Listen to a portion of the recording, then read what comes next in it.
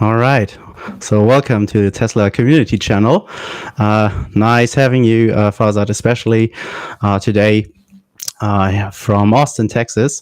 And yeah, let's dive right in and maybe briefly introduce ourselves. And then we come to the first topic of our discussion, right? Great. Sure. Yeah, let's do Yeah. that. Okay, Let's do it. so I'll just start. So I'm Julian. I'm from Germany. I'm a high school teacher, or what you could call high school in Germany for English. And yeah, I'm also a big Tesla fan, shareholder, as well as a Model 3 owner. And yeah, huge fan of the overall Musk universe for 5 years now. Nice. Awesome. And yes, I'm Claude Nelson. I'm coming to you from the UK via Starlink, and yeah, I'm also a massive Tesla fan. I'm a father of five, and it's a busy situation here, but I'm so glad to just jump in with you guys and get involved. And today we are really keen to enjoy a bit of conversation here with Farzad. So, how are you doing, Farzad? I'm doing great. Thank you so much for having me. Very excited to sit down with both of you and talk about whatever comes up. For those that are not familiar, I live in Austin, Texas. I worked at Tesla for 4 years. Before that, I was a director of business intelligence and pricing in a distribution company. So a lot of my background is operations and analytics. And now I'm a freaking YouTuber. I don't know how the hell this happened, but I'm here. But yeah, I'm super Awesome. excited to deep dive everything with you guys, and yeah, I'm looking forward to the discussion. Yeah, thank you very Likewise. much. Likewise. Yeah, so I thought it would be nice, especially for you, to hear about the origin story of the channel. Because just recently, like 1 or 2 months ago, you had this first session with your Patreons, right? Where you Mhm. just invited them, who were up for a talk, and during that time, Claude and I, we got to know each other as well on Twitter, and you just started chatting, and then there was this episode of yours, and you invited these Patreons who don't have their own channels, but Mhm. the conversation you had was so kind of mind blowing to me. There were so many deep insights from these people who are not YouTubers or who don't have a podcast or anything, but who are really deep into their subject matter professionally, but also with passion for Tesla's mission. And it was so inspiring for me to just hear their insights and their ideas. And you, as a great moderator, you just facilitated all this amazing conversation, and I was, as I said, just mind blown. And immediately that night, I started the Tesla community channel to Yes. really have this, because I wasn't sure whether you are going to do this in the future. You're doing it on a regular basis right now, which is just great, right? It just keeps on happening with awesome people from all over the world, really having this huge community and leveraging it. And so I'd like to, first of all, thank you for this idea. And also Yes. then uh, Claude just said, "This is amazing." We just started, and we barely knew each other, and just went and did it, right. And here we are. And yeah, I'd really like to appreciate this idea. And yeah, we will be, I think, for the first part of our conversation, talking about the Tesla community as such, and how these brilliant minds that are within this community can be leveraged to do something useful for Tesla's mission, as well as overall Tesla in general, and also for humanity as such. Yeah. Man, Yeah, and that's it's uh that's really sweet. Thank you so much. Sorry, Claude, go ahead. no, I was going to say, and just to add to what Julian's saying there, it's the potential, it's the potential brilliance of every mind, really, and reaching out to that and expanding this conversation around Tesla and around this technological advancement and around this movement to kind of brighten the future is it just gets the cogs turning, and then I mean the amount of time we've spent thinking about all of this and being up late at night and through the night, just thinking about this whole thing has been like yeah, it's been crazy. And Yeah. now yeah, but yeah, now having this chance to just sort of get involved is just, it's a long road Yeah. ahead, I reckon. But you were saying, Farzad. No, that's completely fine. Yeah, no, I appreciate you sharing that. It's very inspiring to hear you guys say that something that we did was sort of a little bit of a piece in getting you guys going, which is like super humbling. So thank you very much for sharing that. I think ultimately, I know you guys touched on this, the Tesla community, the mind-blowing thing for me was, so when I went to TeslaCon and the whole Giga Texas week, that was sort of like the aha moment for me, because I had a suspicion that the Tesla community was not just when you're online and you're like just looking at people's videos and the comments and the forums, like it's hard to put a person behind that. It's hard to put a human behind that because it's just a random username. Black chair 74 90 69 420. Who the hell is this person, right? But then you go to TeslaCon and you meet these people in person. You go to the Clive Bar, you meet these people in person. You go to Giga Texas, you meet these people in person. You're like, holy crap! Like, I was just so blown away by the connection I felt with these folks. Not just at like a Tesla level or whatever, just like these are people I could just all be friends with. Like we all are kind of vibing, Yeah. And then that sort of like, I'm like, okay, how do we ensure, or like, how can we create a way for as many of these voices to come forward so that we can really have deep conversations about what's happening, and maybe give a platform that for those that aren't aware to really be like, okay, wow, there's something happening here. I don't care if it's necessarily like something that's going to be super transformative, but it's like it's a cultural thing that's happening. And I think enabling more and more people to see the conversations, the ideas, how people are thinking about the future, and really enable as much of that conversation to come forward is really the big win here. And the fact that you guys have started this, and like you said, you just got started, it's beautiful. It's such a cool thing. So props to you guys for getting out there. And, it's definitely a little bit scary, getting in front of a camera and going online and having some people be like, you suck, I was like, well, at least I'm doing it. What are you doing? So, man, you guys are doing a great thing. I'm really happy you guys are doing what you're doing. And yeah, thank you so much. Thank you guys so much for doing what you're doing. It's just as humbling for us to hear that from you, Farzad. So it's a mutually, it's a mutual compliment, really. And yeah, I agree with you. It can be daunting to get involved, but it's worth it. If a thing, no matter how difficult the thing is, if it's important enough, you try anyway. Exactly. So, someone said that once. Yeah. Some random guy. Yeah. So yeah. Unfortunately, we wanted to have like Don online as well. Who is also quite famous on Twitter. He has like, I think 20,000 subscribers or followers on Twitter, which is just amazing. And of course, just 5% are bots. But and Less he's than also, 5.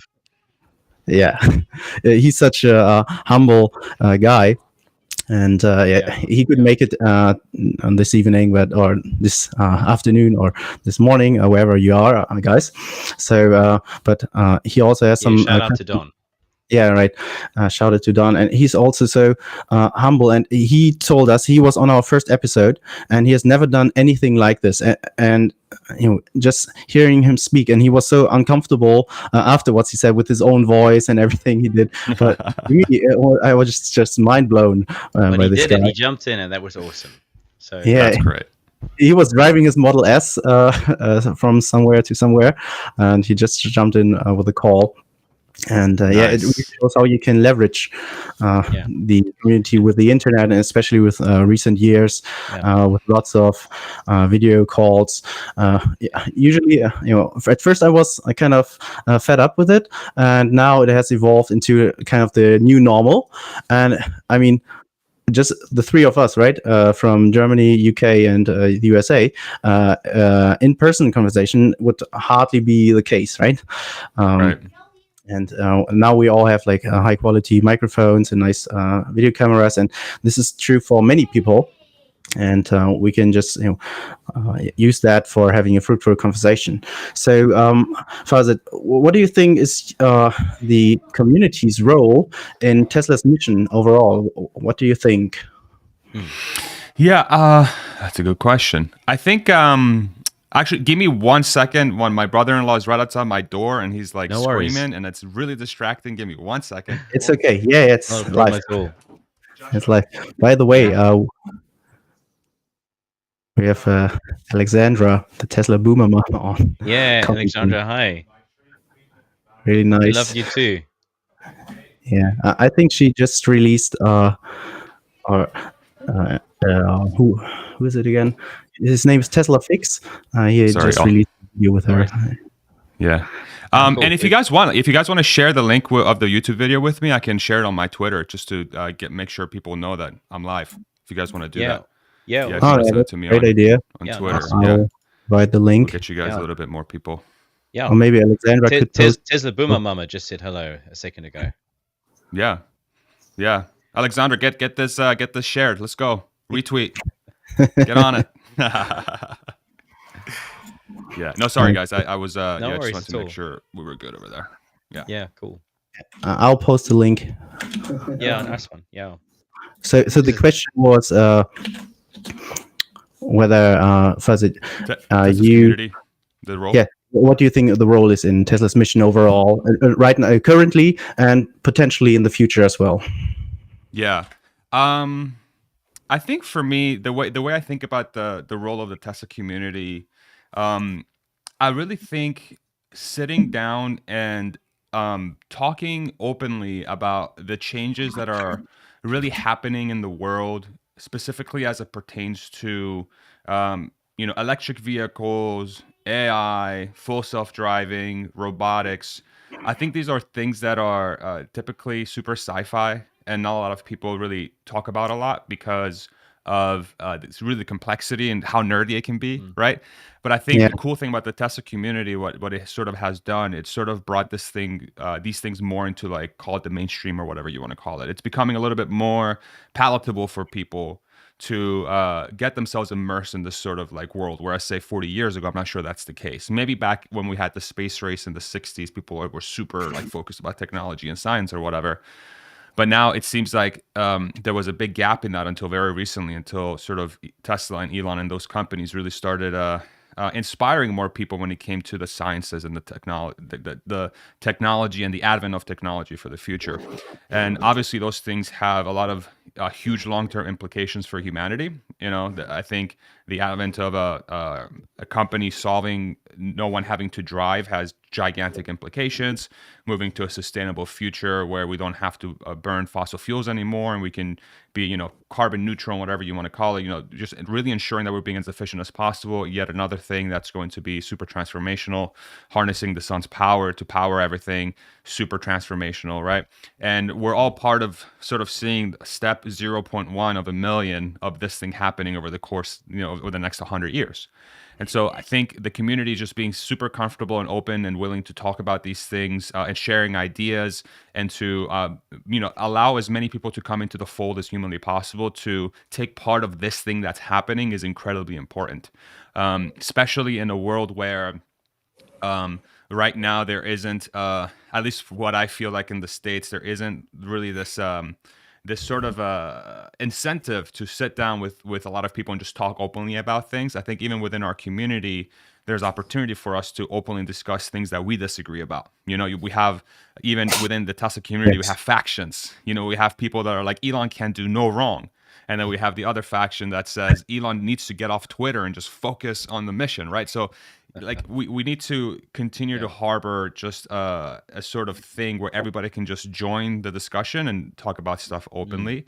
And maybe long term that becomes yet another, like, I'm thinking out loud here, like long term that becomes another thing where the Tesla community can be responsible for really being one of the few places in the internet or in the world where open discussions about ideas and things becomes the norm, and then we can yet be another, maybe at the forefront of that. Whereas maybe 5-10 years ago we were in the forefront of, hey, this technology is going to change the world, and it's starting to. Now maybe we can use our community, all of us, to come together and say, like, hey, what is the best way to share ideas and talk about things, and then utilize that to bring those things forward. So, and maybe this is like me thinking too far into the future, but I think that's where communities are super strong. It's when you have a lot of really, really smart people come together and talk about big ideas and the things that are happening in the world. If we ensure that we have open lines of communication, then we can get a lot of stuff done. Makes a lot of sense. And just to add to that, if you don't mind me, Farzad, similarly in the way that we've been thinking about this is there are a lot of fairly lofty conversations that occur, especially when it comes to technology and when it comes to the technicality of things. And it's nice when you're in there and you've done a lot of research and you've listened to you've consumed a lot of material, and you feel like that you can follow these conversations that are at a very high level, but bringing that down sort of to the layman Yeah, essentially seems like a really good connecting point to, as you say, to expand that community and to just open it as an invitation to people to feel encouraged to just share your ideas and to realize that, hang on, you have value.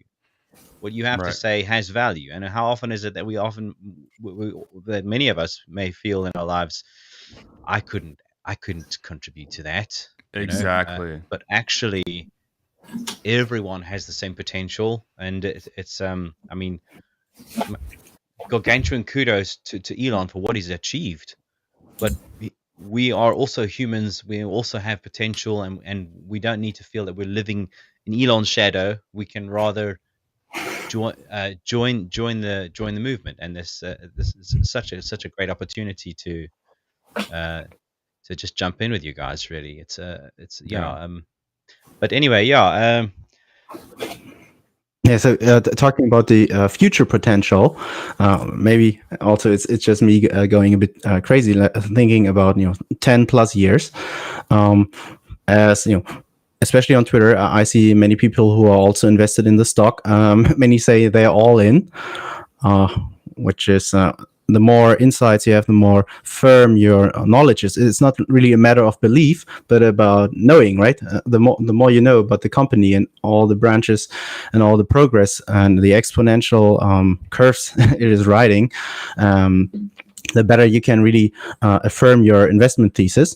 So what I assume is that in like 10+ years, there will be many financially independent people who don't need to work that much, who probably have like $1 million or a couple of $1 million dollars or euros Don't or have pounds. YouTube channels. I'm just kidding.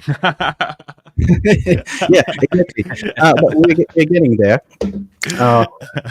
Of course, this will not happen, right? There will be more, probably. But what I'm thinking about is once you can really create a kind of community as such, where people know each other and trust each other, right? What we talked about before we went live. Where you really got this trust into each other and into being part of the community, especially for many years, right? You've been a shareholder for 10 years already. Now think about it, if you're a shareholder for 20 years and you have lots of credibility, what philanthropy can you then do, right? There are, if there are really people with millions or tens of millions of dollars, and just giving, let's say, a couple of $1,000 or $10,000 to some school project, right, where a new school needs to be built in a remote village or anything, or donating Starlink dishes to NGOs, for example. I think this is a huge leverage in the future for the Tesla community as such. But for this to coming to fruition and being a reality later on, it needs to start now, and we need to kind of create a network at this moment. I think this is something very compelling and very worth of pursuing, you could say. Yeah. I think what's interesting there is there's definitely a lot of opportunities for philanthropy for sure in the long term, as more and more, like, say the Tesla story does play out the way we think it's going to play out, and you have all these folks that have been invested in the company for a long time, are now becoming much more financially capable, to really change the world one person at a time. I think what's also interesting about that is that maybe knowing that the Tesla community is filled with a lot of very smart minds and people that are inspired by, to change the world in one way or another, or at least being part of that mission. I'm very curious to see what sort of businesses come to fruition with that sort of mentality in mind, where they can craft a mission around that thing that they're trying to do to better humanity. I think philanthropy is going to be great, but I do think that the greatest value creation is going to come from folks that are actually going to be building businesses, because then you have to think about what are some of the potential weaknesses of philanthropy is that there's way too many incentives for people to take advantage of it. Whereas Yeah, if you start with a business, I think you can have a lot of opportunities to create something that people will naturally gravitate towards because it makes their lives better, and it's not something that's incentivized. That's just like, here's a gift, here's yours, and you have a lot of these like weird incentives that can happen. Not to say that philanthropy isn't great. Philanthropy is super, super good, and we need it. But I'm also very excited to see what sort of business opportunities or businesses get created from those folks that have reached financial independence through investing in a generational stock like a Tesla, for example. And in a sense, that touches on a couple of other things we were keen to explore in our discussion here at the moment. And one point in particular, sort of talking about businesses and getting involved in the workplace, and that was I was keen to see if we could just touch on the relentless pace of working at Tesla, and then just do a little bit of a comparative with a few other sort of lines of a few other vocations, at least including like Julian's experience as a teacher and my experience as a contractor, and these comparisons seem to draw very interesting bridges between these different worlds. Yeah. Could we dive into that for a little bit, Farzad? Yeah, Sure. especially since you worked at Tesla for 4 years, I think, right? That's right. Yeah. So you want to know about the pace? About you just gonna get me into like detail of how stuff gets done? What do you want me to hit on? Yeah, Yeah, we want to describe it, sort of compare it to what we might be considering in here in the sort of everyday 9 to 5 sort of vocation that Got it. most people are probably used to, familiar Yeah, with. it's two different dimensions. It's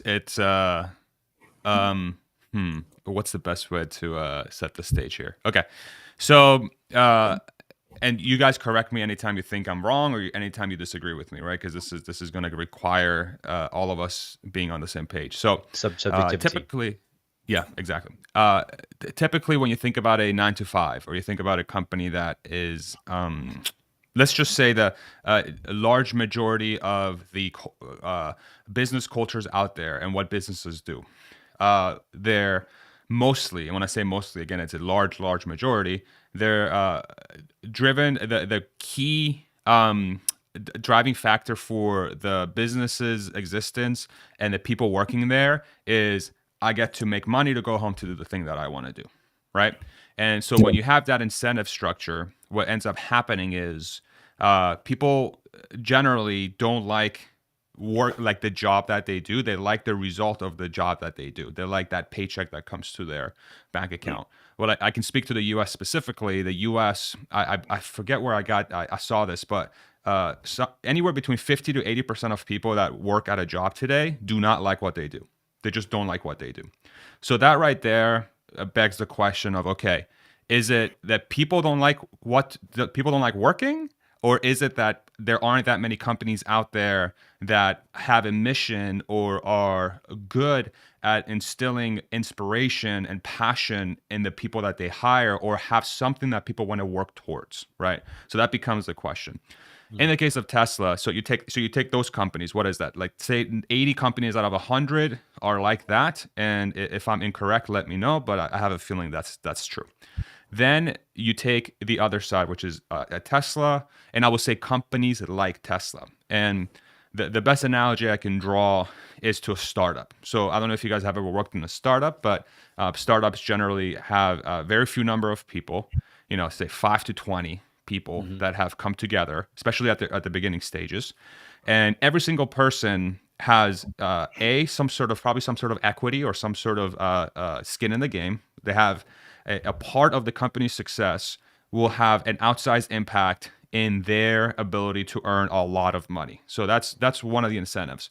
But then the second incentive is, because startups have such a high demand of time from the employees that work there, what ends up happening is that the person really has to have a huge motivation to want to work at that company, to work those 60, 80, 100-hour weeks. And that speaks to a mission. That speaks to the Yeah. company being more important than self, right? Mm. But Mm. these cultures typically only exist with when the company is small, 5 to 20 people. Because it's just really difficult to have every single or a majority of the workforce inspired and want to work towards a common goal. Once you say go above, I don't know, 500 people, I don't know where that number is, but it's been shown time and time again. The bigger the company is, the more culturally terrible it is from the standpoint of mission and really feeling like you're part of it. You just feel like just another number. You're just part of just the machine and the cog, and you're super replaceable. And you're just there to get paid, right? And it's just there's no real purpose towards the mission. It's a lot more selfish in that manner. Mm-hmm. What Tesla has achieved is that it's somehow figured out, and I have a theory as to how they figured it out, but they've taken the culture and really the winning formula of a startup type culture of 5 to 20 people where everybody's super bought into the mission and they're all working together to make that thing happen. And they've been able to do this at scale. So at 100,000 plus people. And so what happens then, and I can only speak from my experience, I'm not going to speak on behalf of every single Tesla employee that's ever worked there. I'm going to talk based on my experience and what I saw, is that once you have a company that has that sort of culture in mind, and they've put in a lot of different pieces to ensure that culture remains intact, both through policies that ensure anybody can talk to anybody and you get rewarded for doing that, to always ensure that leadership is constantly driving towards innovation and change and ensuring that everybody's comfortable with change, to reward those that do a really good job, and those that don't do a good job, you give them a chance, and if they don't do great, they're gone. So ensuring that that sort of culture exists is incredibly important. But then you have that mission on top of that, and somebody and a leader like Elon that is really, really good at communicating why the mission of the company is so important. And then you have this insane combination of people really want to be there, and they're being given tools to do their best possible job. And then once you have that, you have a workplace that's addictive, that you want to be there for 80 hours. You want to be there for 100 hours, you know? It's hard as hell. It's super challenging. Stuff breaks all the time. You have to constantly problem solve. You get surprised every hour or every day.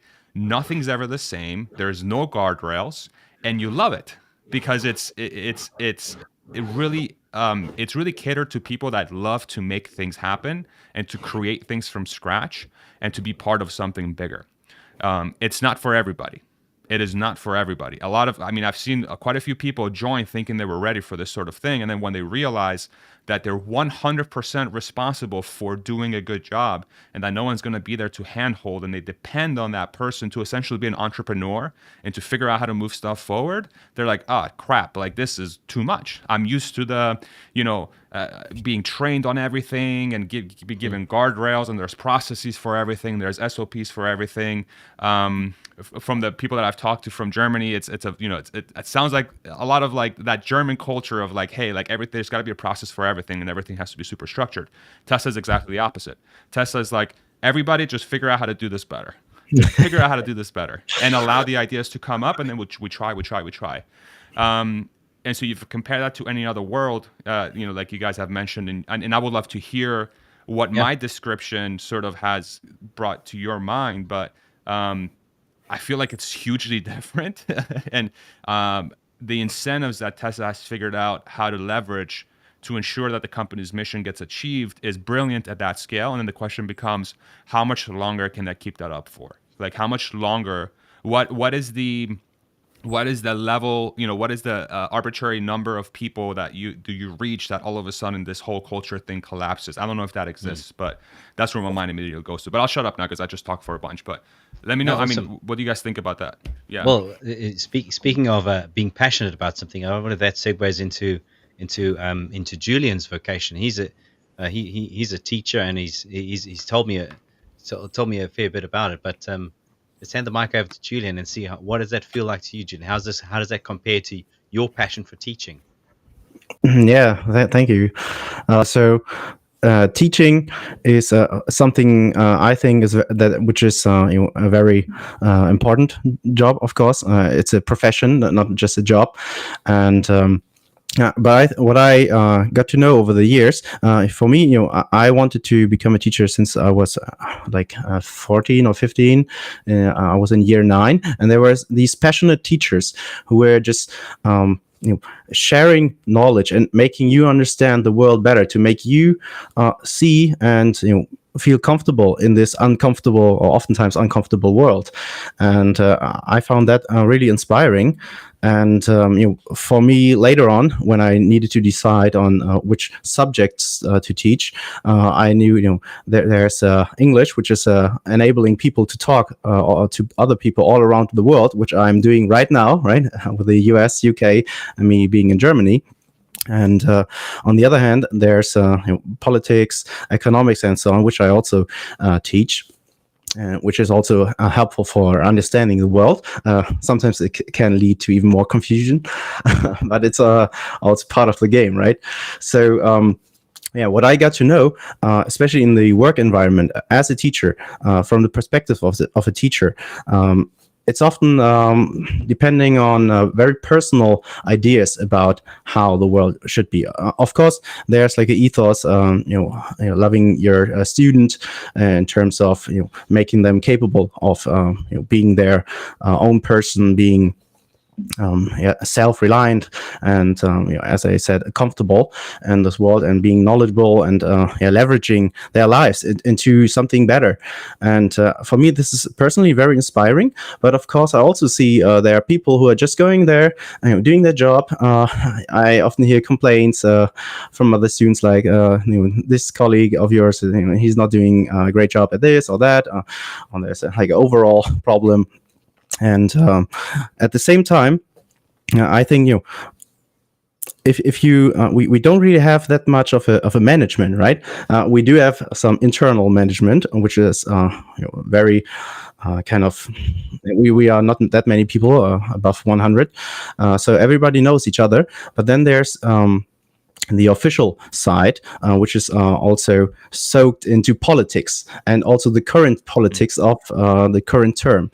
So this always, where I live, it's quite stable, but in some parts of Germany, it's always changing. So you always have a changing work environment. And what I get, especially for the older colleagues, they don't like change, right? And of course, this is understandable. The more, the older you get, the more comfortable you are with all you've done in the last decades, and you're always at the same place. And what I came to appreciate with Tesla was just jumping right into the chaos, right? And being uncomfortable, being comfortable, being uncomfortable that way. So that's something I personally hold as a as my credo, you could say, or some personal belief. But I also see a hard problem creating that kind of environment, especially since you're constantly dealing with like micro politics, and there are all these students who are in the classes. They also develop their kinds of different individual personalities. Clicks, yeah. And it's like a constant struggle. But with Tesla and Farzad, what you shared, and also Joe Justice, what he talked about, having an inside view of a company like this, really also helped me to amplify my core belief about enabling people in the world. Yes. And at the same time, just loving the job, loving the chaos, loving to own everything, right?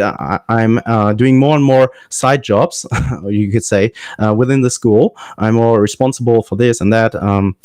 And most people are like, leave me alone with that. I'm just, I'm fine.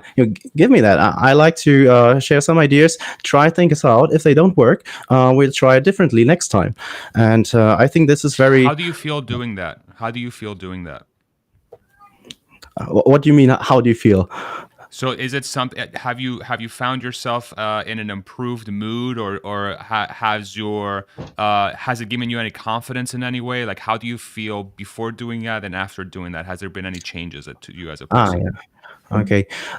So I do feel comfortable now doing this, especially since, for example, you, Fazit, with this one video you shared, which was also highly inspiring for me, where you uploaded like a 28-minute video or a recorded session, unedited, which Yeah. also was published like a few days earlier, right? And you're like, here I am. This is who I am, right? And Yeah. I'm just doing my best. And I think, That was a hot well, mess. yeah, but it's amazing. That's life, right? That's life. Yeah. And this is what I try to instill into the students, or just show that this is there in the world, that somebody is putting himself out there without being so held back by what does this person think or that person think, and it just makes overall working so much easier and just a breeze. And I love being there. Of course, I do have my family as well, so I need to share time with them as well. Balance. Yeah. Of course. But on the other hand, I'm also like, I could work here for many hours. I sometimes say, I can't believe they are paying me for doing this. Do something you like. I Kind of, for free. I want my family to be safe and have enough food on the table and so on. Right. But it's just amazing. But just to add for one more sentence. I'm also doing a kind of spiritual journey with an ancient Indian, you could say philosophy, but it's just a spiritual practice of knowing that it is all good, right? It is all one. We are all shared in this experience of the universe, and it just takes the pain and all the suffering from it, and you just flow with life. And this is That's great. on a personal level. Yeah, nice. That's great. Nice one. Ignites your passion even more for teaching and that as well. Yeah, exactly. All the challenge that gets thrown to you. Right. So Amazing. let me contribute to that, guys. So Yes, please. right. So to set, as you say, Farzad, to set the stage, right? So I'm going to describe to you briefly sort of my working experience over the last sort of couple of decades plus, right? Sort of entering the working world as a typical administrative assistant type person in a computer training company. I sort of stumbled on the ability to dabble with Excel one day, right? So I think I came from a direction of wondering what direction I wanted to go in, and really wasn't terribly sure about it, and sort of landed in a role one day. And my manager at one point sort of handed me this spreadsheet and said, well, there's a few thousand rows of data on it with intermittent blank rows, and it just said, look, just get rid of all the blank rows. And he thought, I'm going to sit down and I'm going to spend 4 days clicking and deleting every the blank rows. But because I've been playing around with exactly. Hey, so now I've been playing around with macros and a few little things here. So I've tried. All right, let's just try and do something here. Let's try and let's try and create something. Let's try and step out of the norm here for a minute, and ran this thing to just delete all of the rows, right? And sort of a half an hour later, went back to my manager's desk and said, I think it's done. Could you just check your email? And of course, the way his eyes popped when he saw this, I thought, oh, there's a niche, right? And for the last, up till now, I have been just becoming more and more of an Excel type VBA SQL data analyst type of person, Nice.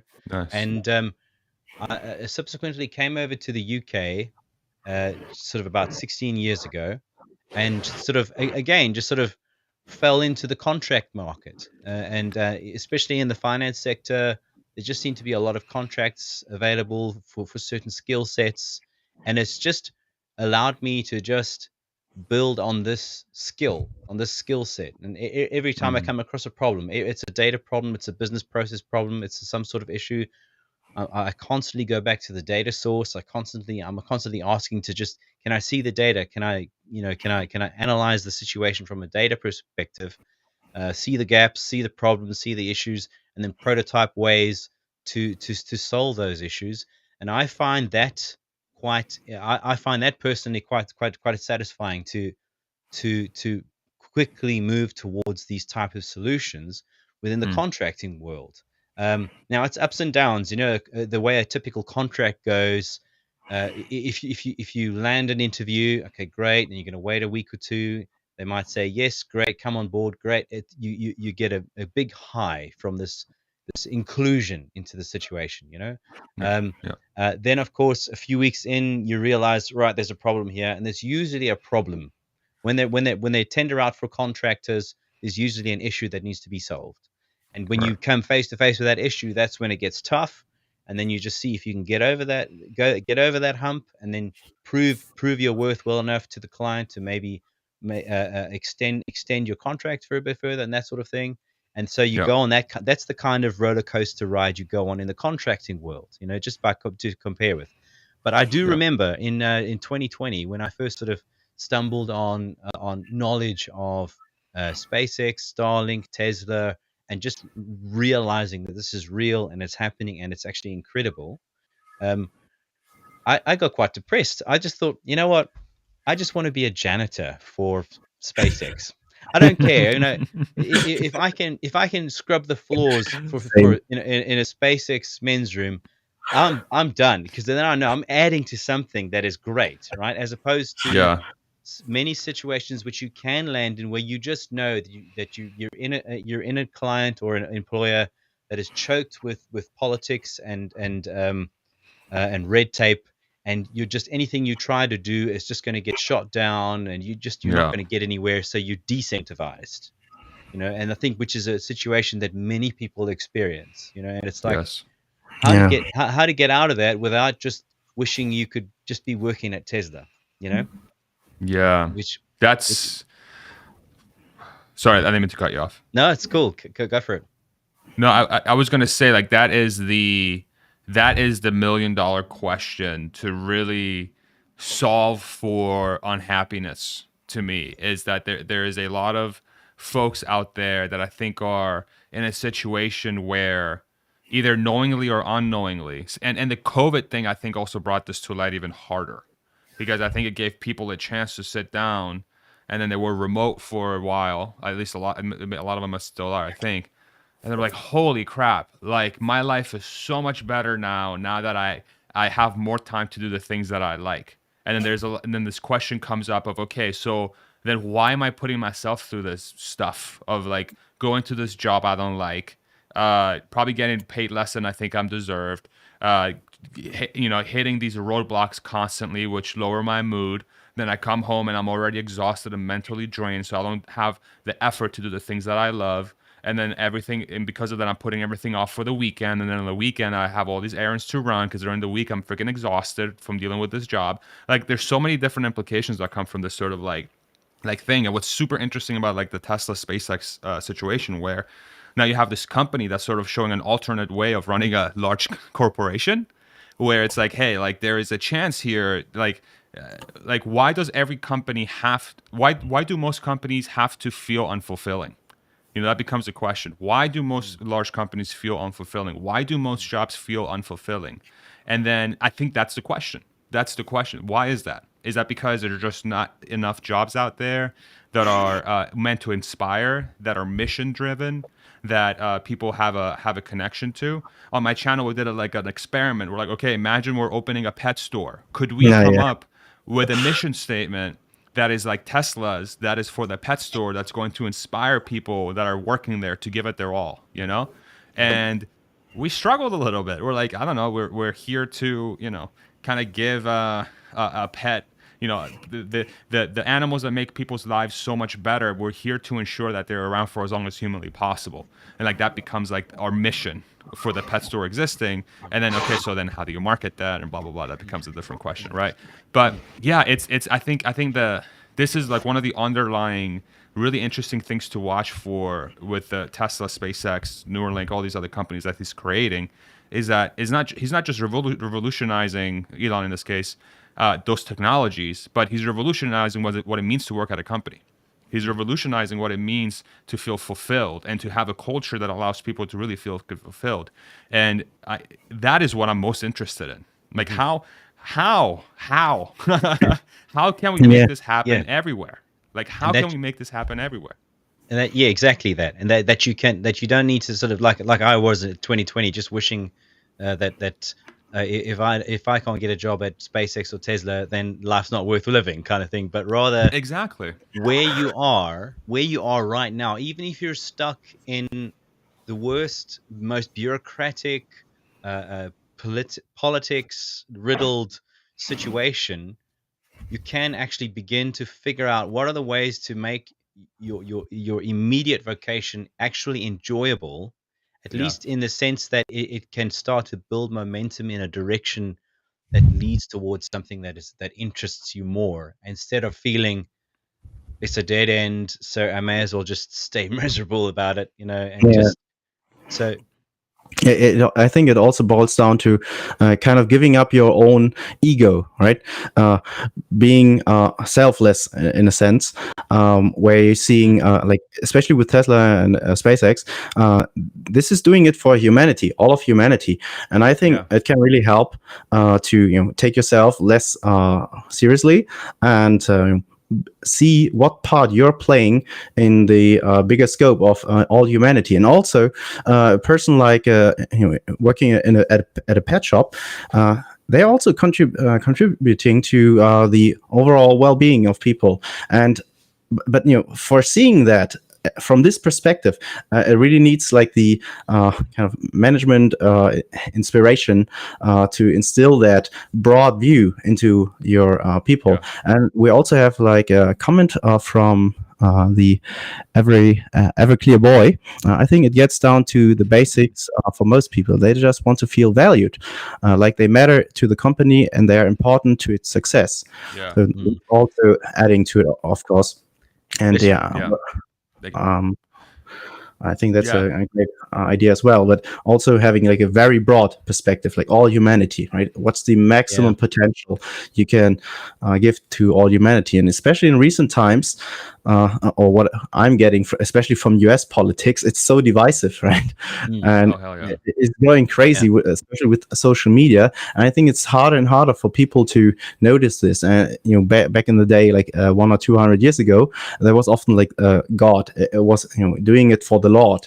I'm serving as part of his or it's her. like a religious incentive. Yeah. Yeah, right. And Mhm. it's because God is benevolent to all of its creatures. You're like serving for all of it, and I think especially with falling from belief or religion in the last couple of 100 years, it becomes more and more about your own family or your own point of view, especially if you're just alone on your own in this world, and it's terrifying, I think, to most people, and that's why they don't really feel a purpose. And if I'm just doing it for myself, what am I doing this for overall? Especially since I'm not Interesting. enjoying it, right? I'm doing it for me, and I'm not even enjoying it. It's like a really hard problem. Yeah. I think, Farzad, you really found like quite the essence of it with your thoughts about really inspiring it. I think it's great you're constantly trying to poke your guests and everybody at it, so we can kind of unpack this mystery. It's important. I mean, it's really important because I really think that is how you create the next generation of civilization. Like, we need people that are happy. Like, we can't keep going along this route of just a bunch of miserable people, like, living for the weekend, buying things and wasting their money on crap that's not going to make them happy. You know what I'm saying? Like, and that's another totally. thing that comes to mind too, is like, okay, so like, I think half the equation is companies out there that are unfulfilling, but then the other half of the equation is I think there's a lot of human beings that are trying to fill that gap in happiness with material things. And they, most of the people, especially in developed countries, in the United States, I'm going to use that as an example, 50% of the population is paycheck to paycheck. Like, they literally live paycheck to paycheck. You really think you're going to have a great life if you're living paycheck to paycheck? Probably not. You're probably constantly thinking about your own survival, Yeah. and you're working at a company that you don't like, most likely, and then you're spending that money that you're earning on things to try to make you happy, and these things are just things. It's just like it's compounded. such a Exactly. It's a compounding thing, and like, my head goes to, okay, like, we need to actually solve this to be able to fully go into the next like civilization 2.0. Like, to actually get to a point where people are truly that are as fortunate as I am, and as Yeah. fortunate as other people are that have gotten to experience what it actually means to work for something that's important and to be in a situation where you're really, really happy with what you have. Like I couldn't be happier. Like I am so freaking lucky with what I Yeah. have. Like how can we expand that pool of people? Fulfillment in the work is one, and ensuring that people really do things that make them happy is the other. And those are Yeah. the two variables I think that I'm trying to figure out how to solve for. I have no freaking idea It's what a I'm real doing, but like challenge. it's hard. It's a real But I challenge. I think mean, that's important. Yeah. I totally agree. I mean, if you think about the um, people are not just disincentivized, they're just disinterested. It's like the sort of the FUD wave, Hmm. in media in general. And if you open a conversation with someone and you start out positively about, wow, Tesla's cool, and you should check it out, and you often find the conversation may turn towards that very sort of negativized kind of view of all corporates and all endeavors, as being something that's just uninspiring. And it's a challenge. There's a challenge uh, to try and encourage people to just think a little more about it. Just spend another 10 minutes on consuming a little bit more material, and just don't be shy to apply your own mind to Yeah, your own exactly. common sense to try to Right. just Exactly. recognize the FUD out there, recognize it in yourself as well, and just to try and just challenge it. Challenge something. If you say, "Oh yeah, but all companies are bad," well, that's a great statement we can hold in our minds. And if you challenge it, you might think, "Okay, hang on, maybe some good things do happen in the world," and you kind of start the Yeah. wheels, start Build the some cogs momentum. turn. And then eventually start getting involved in conversations very much like this one. And um, interesting word that from that comment just now, Julian. Value. It sticks in my mind that there's and what you're saying as well, Farzad, massively is the difference between value adding and taking a wage, basically. Mm. Is that Hmm. how often is it we just mesh the two together and say, well, I'm earning a salary, but how often is it we sit down and actually really ponder our day-to-day efforts for our client or our employer and wonder, uh, is there a value there? Is there a reason for us to be valued by our Mm. employer or by our client? In other words, are we adding value, or are we just sort of shuffling some papers and then just taking a wage, and then Mm. thereby making ourselves even more unhappy, essentially? And Yeah. so yeah, it's a very very thought provoking, and Yeah, just jumping in on that. So what I think, which is also the part why Claude and I started this channel, is especially you, Fazit, you doing this, right? And you're adding value, inviting people, just putting the link into the comments. Jump in, join for the conversation, share your thoughts, especially if you got opposing thoughts. And this is for me personally so inspiring. Really shows how you can just leverage the overall community as such. And even maybe this is a interesting question to you, Fazit. Somebody recently commented on your video that it's just talking about talking, right? Mm. You're talking about Andre Kapathi leaving, and this was talked about in some news outlets. Or what do you think about that criticism, that it's not value adding, at least for this one comment that I saw? That's okay. I mean, they have every right to feel that way. If they feel like this sort of conversation is not a value add for them, great. I'm completely okay with it. I think that's the beautiful thing about having people being able to add their sort of piece of the ideas that are out there, or their piece of the feelings that are out there towards a conversation. Great. I mean, I will challenge that and say I think there is a huge gap in true open conversation about topics generally. And I'm taking a platform that I'm familiar with, and I'm using that to really try to get people comfortable in sharing as many ideas as they feel comfortable sharing, in the hopes of harvesting sort of an understanding with humans that says it's okay to just speak your mind. it's okay to just come on and just say what you feel.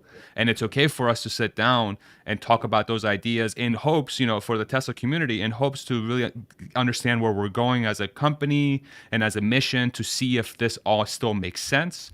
But more broadly, let's just sit down and talk. Like, we don't talk enough.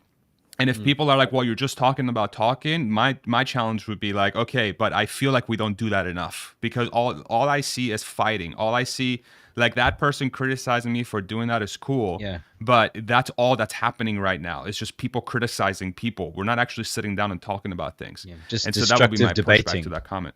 Exactly. Exactly. Yeah. But Yeah, again, point. I'm not going to say that this person is a bad person for doing that. They have every right to say that. And I'm glad that they came out and had the They could feel free to do that. Yeah. Exactly. Yeah. Exactly. Yeah. I'm happy for them. I disagree. Yeah, But and it invites a healthier, more constructive form of debating. Yeah. So, If that person feels comfortable coming on and challenging that directly with me, I would love for them to come on and do that, because that is truly in the spirit of what we're trying to do with that open conversation. Is that we're really just trying to sit down and share ideas together. And I don't care how negative of an opinion you have towards what I'm working on or what I'm doing. As long as you're respectful and are willing to come on and have that conversation, I will talk to you all day long. I will literally talk to you for 24 hours straight. Yeah. I don't judge you as a person. It's an idea. It's a thought. Let's talk about Exactly. it. That's what I meant. Saying it's egoless, right? You don't have that much of an ego. You don't need to defend it. It's just being open. And I also try to on Twitter to write to some Tesla Q people, and they're often just blocking off. It was like, the one guy was saying, I don't talk to people from a group of people who are sending death threats to others. And then he sent me this news where some Tesla fans, some idiots, send a death threat to somebody from a fan of another car brand or whatever.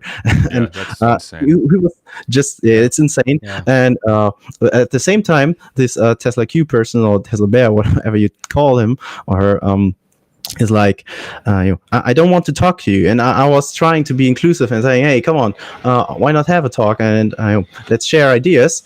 But they were so in defense, and it's really hard getting them. I'm following several of them. But it's weird. It's tribalism, It's just an odd form of tribalism that has it talks to the human condition a little bit as to how unless we are willing to remove our ego, we default to tribalism. And there you can find tribalism in everything. You can try, car makers. You can find tribalism on the type of paper you use.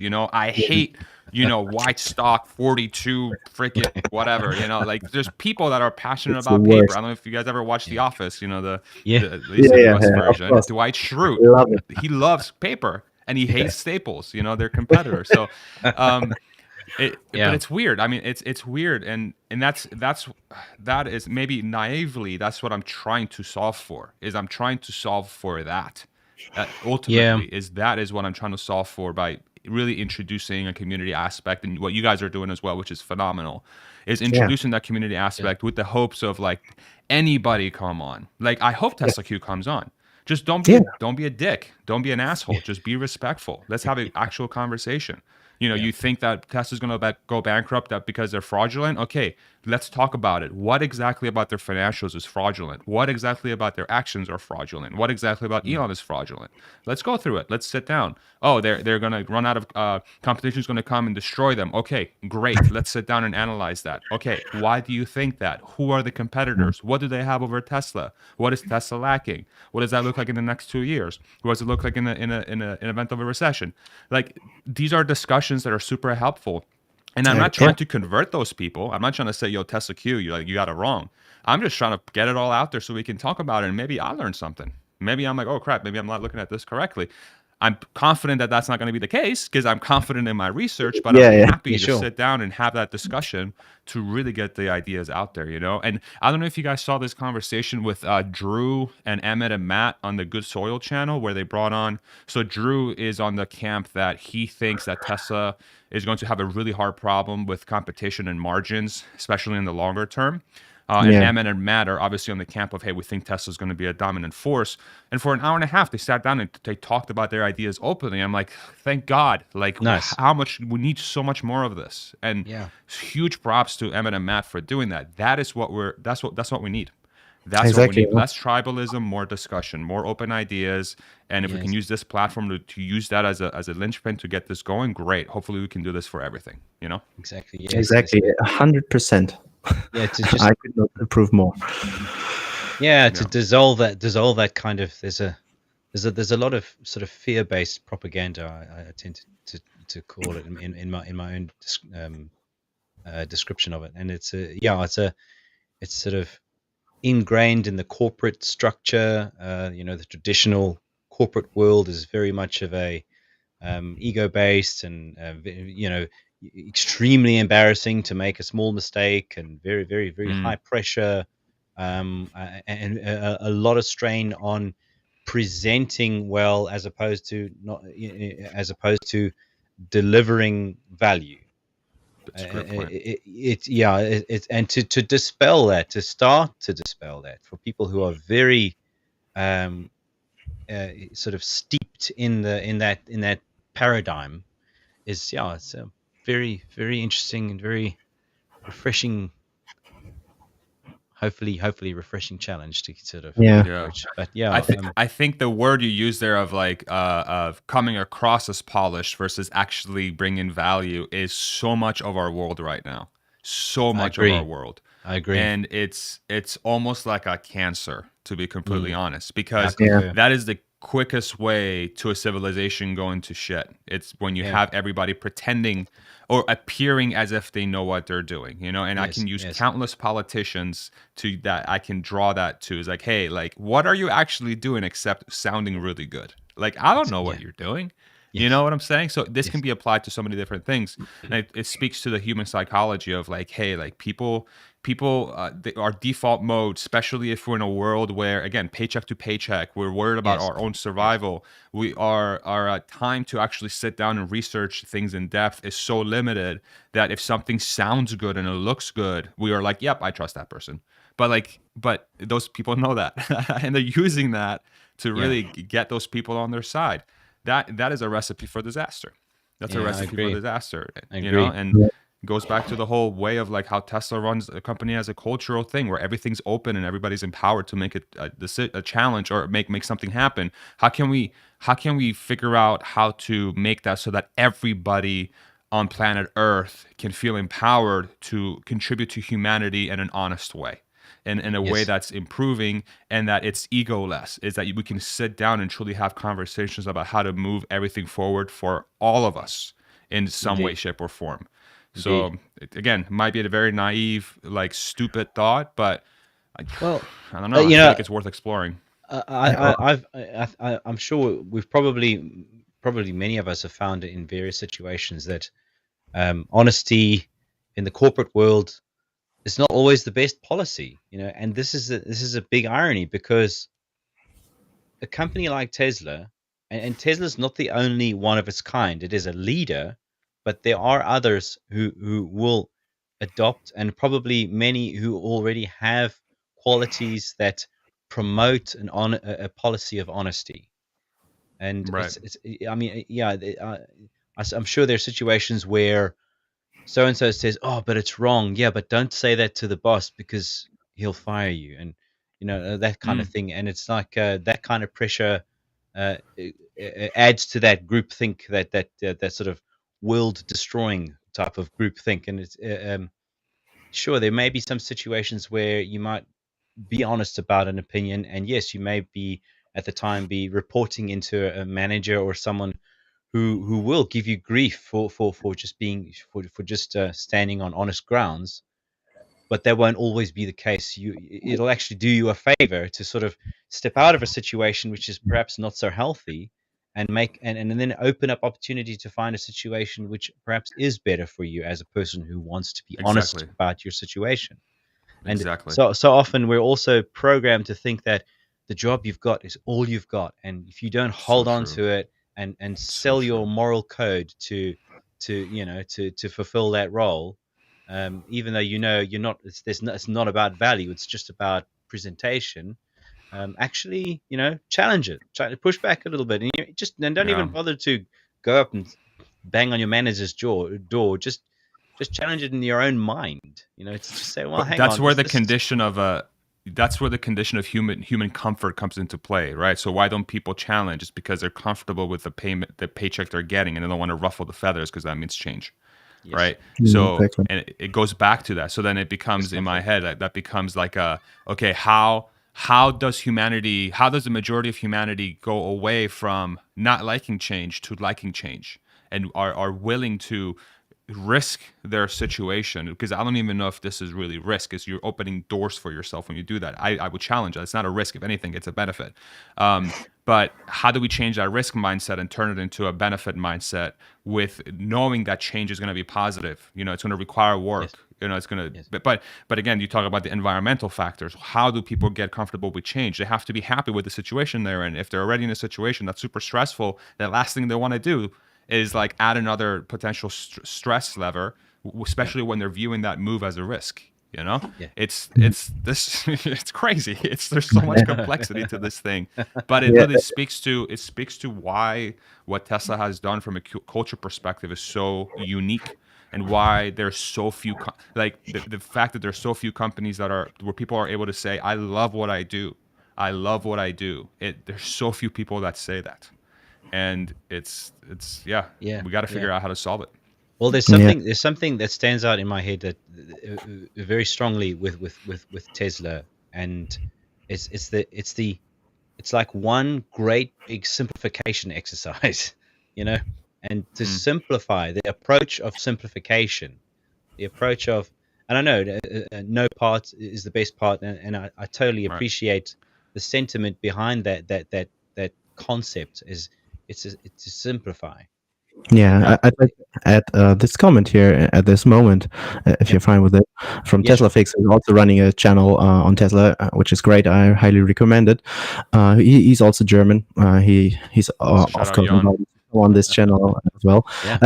Farzad, you were interviewed by him as well, right?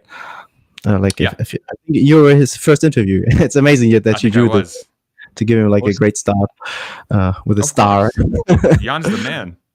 Yeah. So he says the compliance handbook of VW is very restrictive. It's just restrictions, 30 pages. Tesla's anti-handbook is 4 pages and the opposite. Right? That's true. That's what Claude alluded to. Yes, that's true. That's a great addition here. And every clear boy also added, people seem to have forgotten that communication included using your voice and your ears, right? Both ways. So listening is so important, and understanding what's being said. So many people look for an opportunity to just talk and to just say their piece when they're not really. I have one of my really good friends, drives me nuts sometimes because he does this. I'll be like talking to him about something specific, and I can just see he's thinking about what he wants to say. I'm like, bro, are you even listening? Are you listening to the words that are coming out of my mouth? Like, you have to just rebuttal what I'm saying. Don't like think of something like where to take the conversation so you can win the point. Like so many people think that way, Yeah. It's interesting. Constantly contentious. Yeah.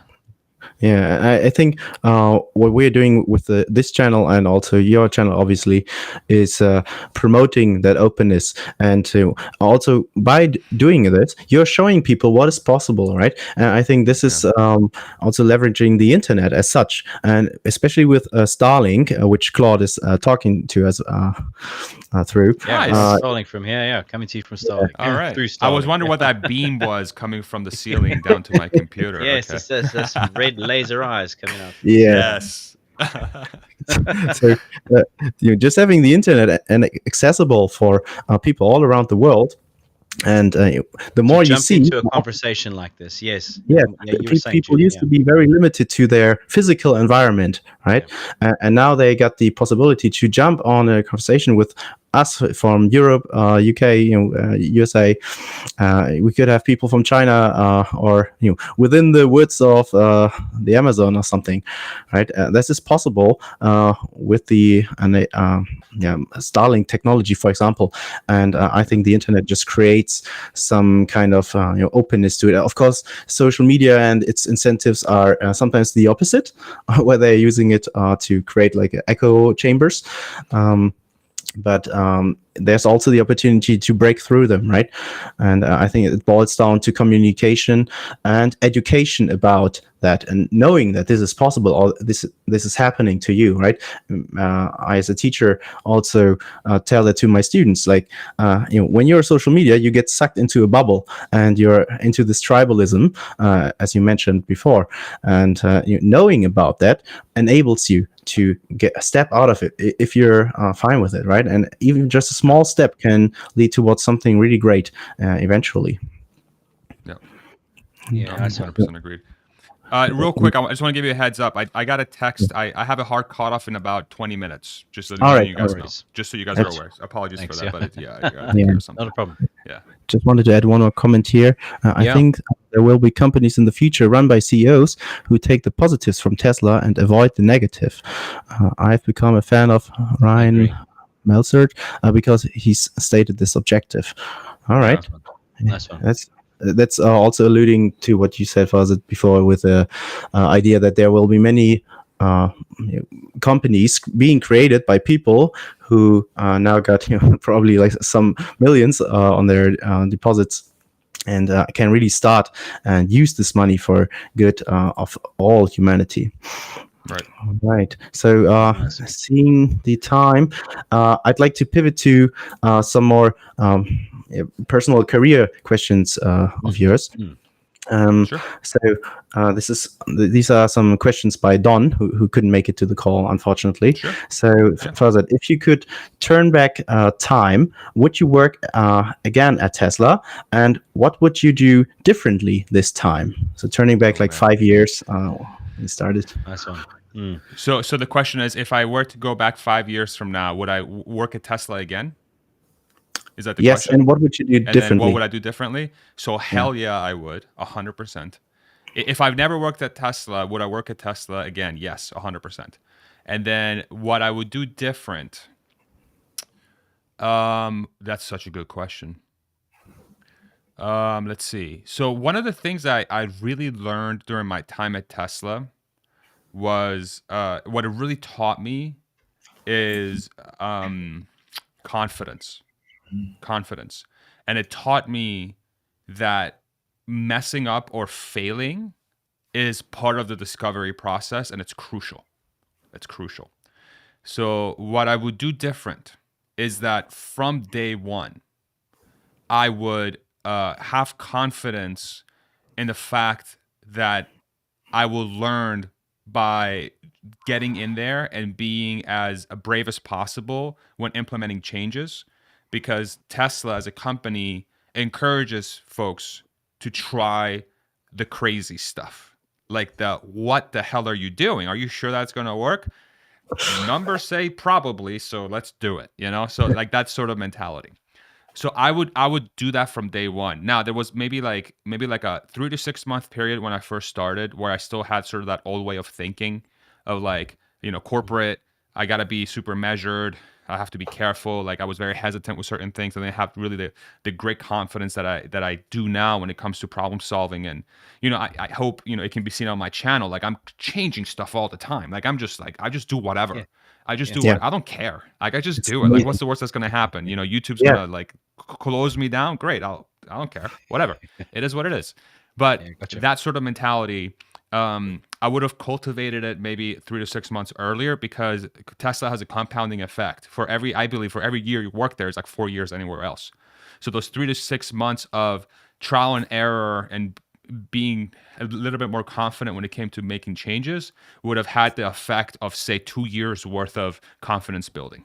It's almost like a pressure cooker. Like stuff happens faster there. Oh, okay. And maybe I'll think about it more, because that's the first thing that came to mind, because that's such a good question. But that's one of the big ones, is like I would be less afraid to try more things and be confident in the fact that I would learn more from those things than any sort of punishment or negative that would come from those things.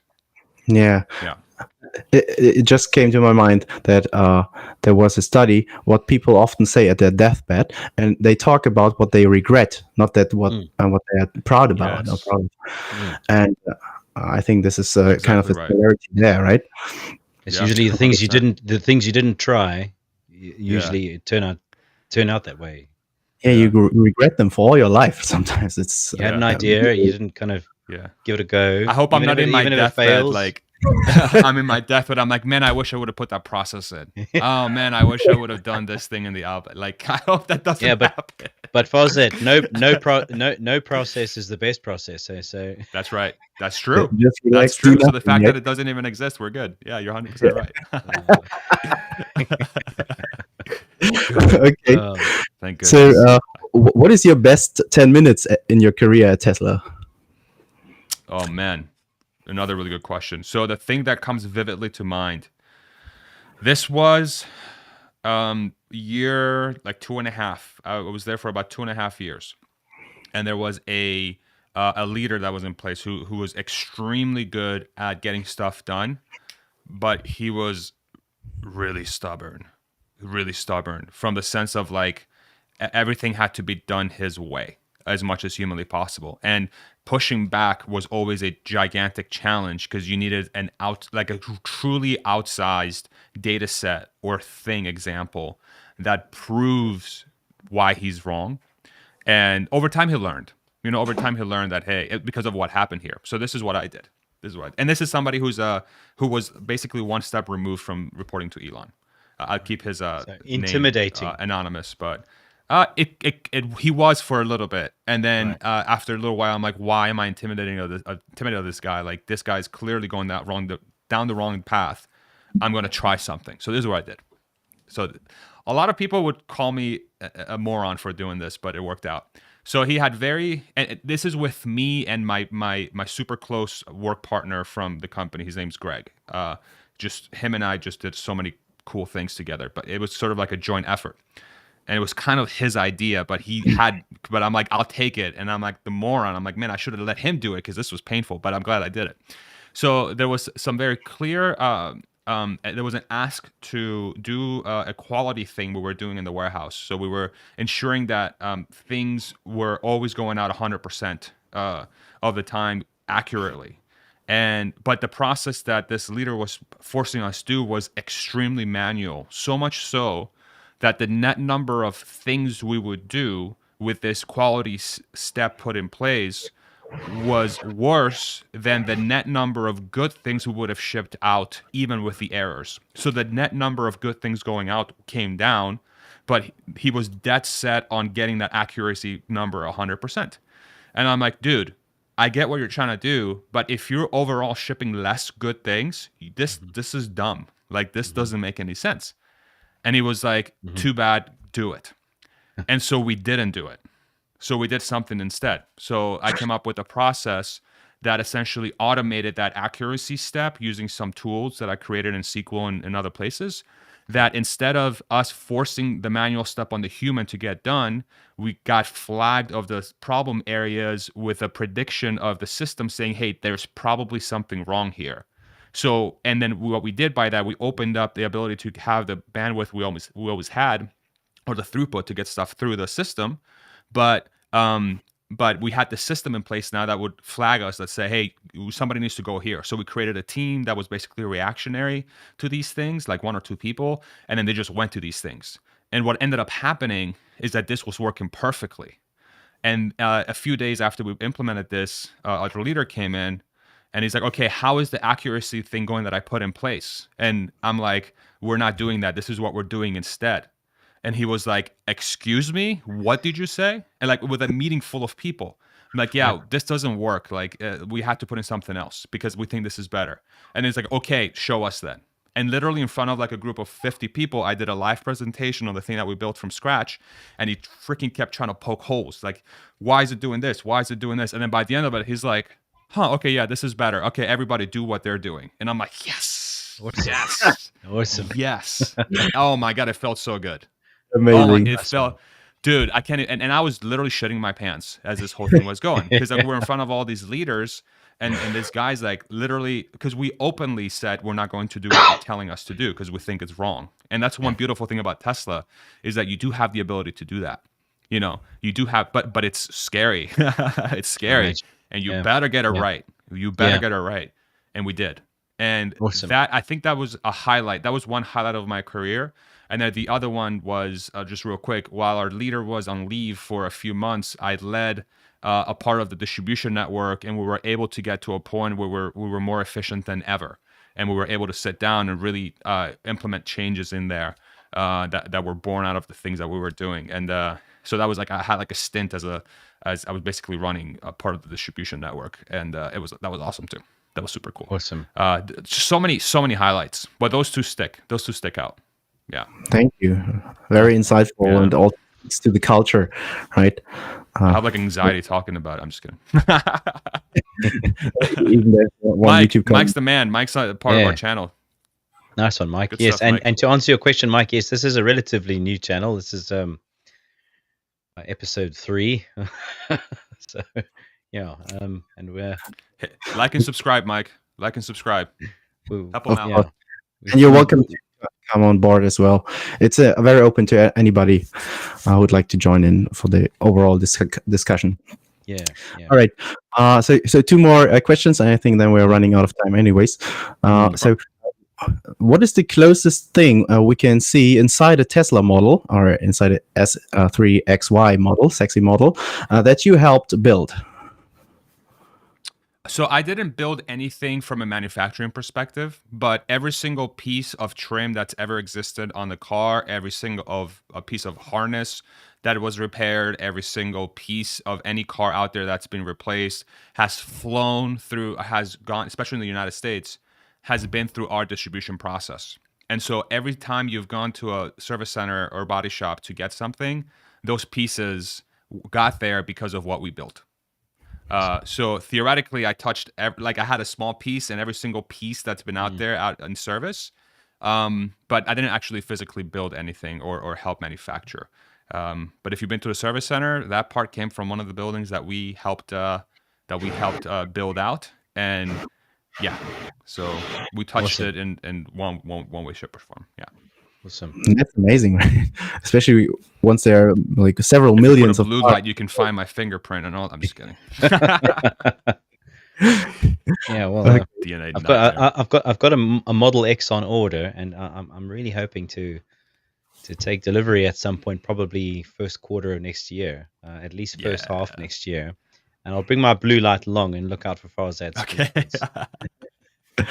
Good luck with that. Congratulations, by the way. Yeah, cheers. Thank you. Yeah, of course. So this is another question by Don, who is not on the call right now. He's a software engineer, so and it goes into the software area.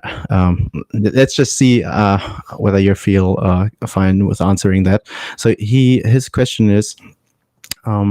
So despite the huge software stack, Tesla handles software releases so often and flawlessly.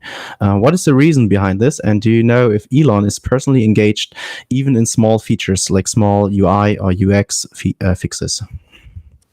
So I didn't work on that team. I'm not super familiar, but I wouldn't be surprised if he did have input in some of the pieces of the software, like as far as like what was, like maybe a little bit of the UI or whatever. I'm sure he had some sort of influence. I do think major releases, at least, or really anything that's customer facing, where the customer actually feels and touches and sees.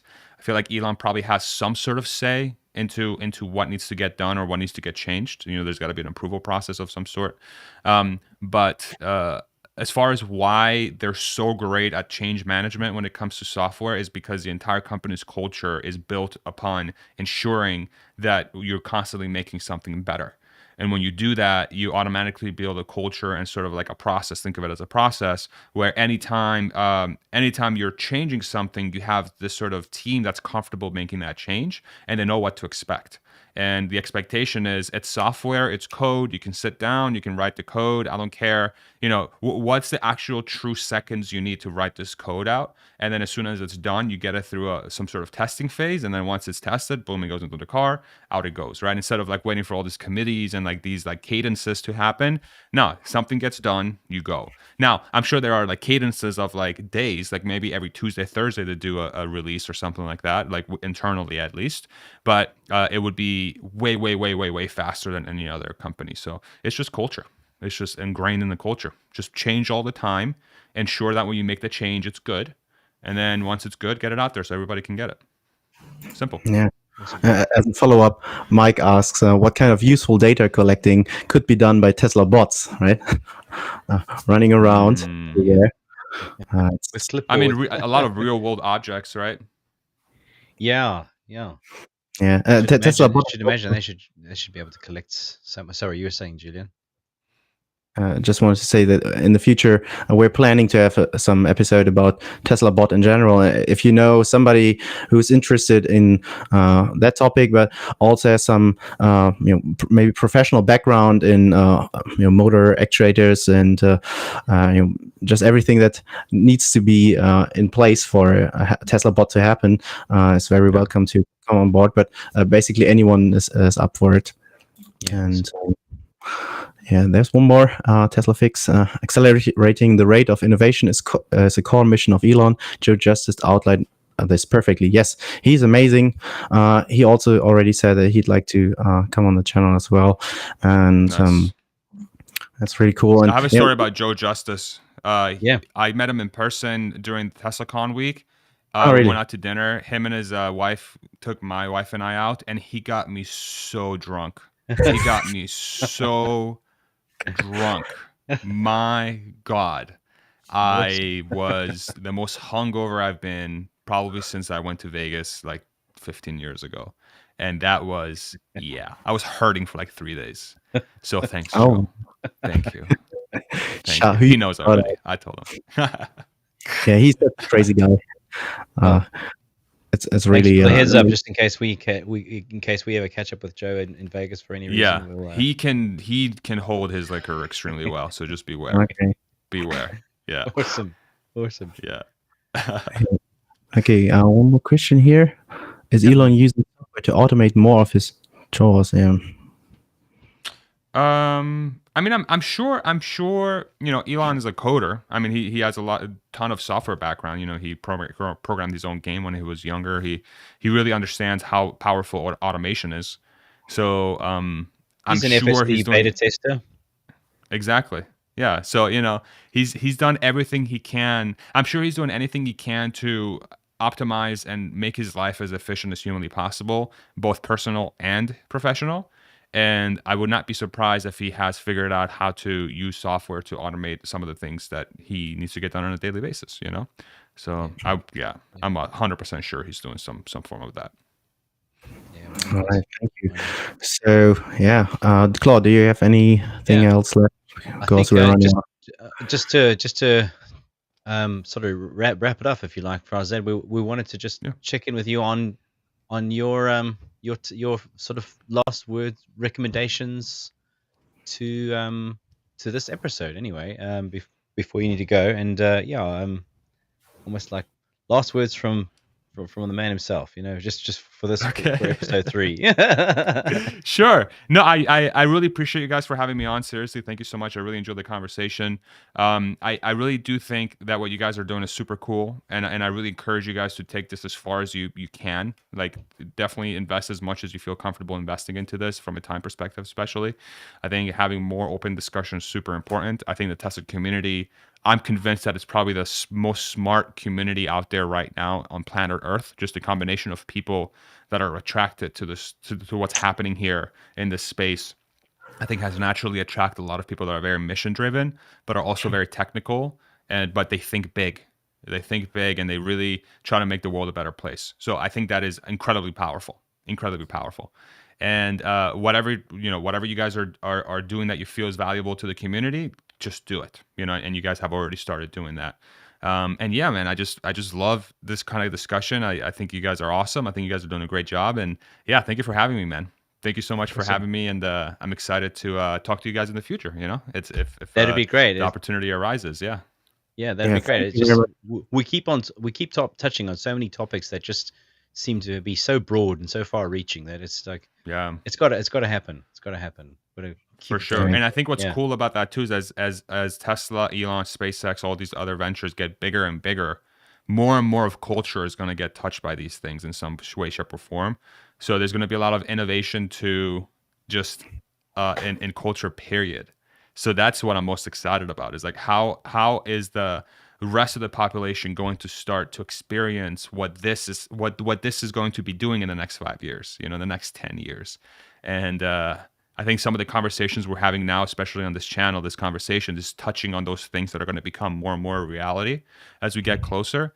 And these are sort of early days for those things, but there's going to be so much more that's going to come out of those innovations in the future that, you know, like the bot itself and the notion of automating labor is like what are the implications there, dude? Like, what the hell, right? So that's one example, and there's many. But yeah, Yes. very excited that you guys have created this platform.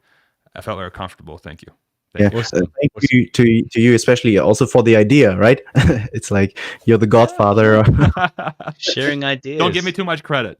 Don't give me too much credit. I'm just a dude on YouTube who has a very like talented wife who's figured out how to create a good lighting and background setup, and I'm just talking. I'm just talking. Like that guy said, I'm just talking about talking. Great. That's what I want to do. So He's right. no, you guys are great. He had a point. Okay, yeah. So yeah, Likewise. thank you very much. And to anybody who'd like to join in at some point, you just reach out to us. We'd like to have basically anyone, right? Yeah, we're very keen to just support this conversation going forwards. Looking forward to a brighter future, really, and working towards it. Not just talking about it, but taking decisions and acting towards it. So awesome, Farzad. It's been an absolute pleasure. I really look forward to the next time we get to catch up with you again. Likewise. Thank you guys so much. Thank you, everybody. Okay. Likewise. Thank you. Bye. Cheers, guys.